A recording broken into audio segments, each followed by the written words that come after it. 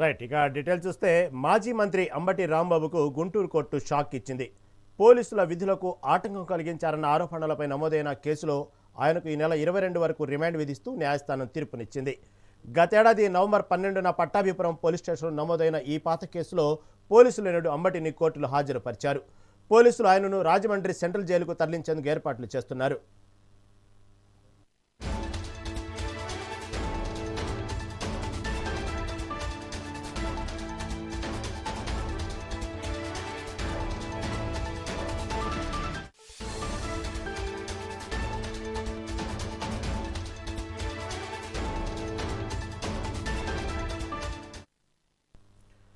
మాజీ మంత్రి Ambati రాంబాబుకు Guntur court shock ఇచ్చింది.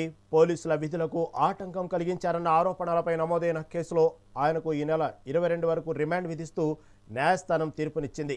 గతేడాది నవంబర్ 12న పట్టాభిపురం పోలీస్ స్టేషన్లో నమోదైన ఈ పాత కేసులో పోలీసులు నేడు అంబటిని కోర్టులో హాజరుపరిచారు. పోలీసులు ఆయనను రాజమండ్రి సెంట్రల్ జైలుకు తరలించేందుకు ఏర్పాట్లు చేస్తున్నారు.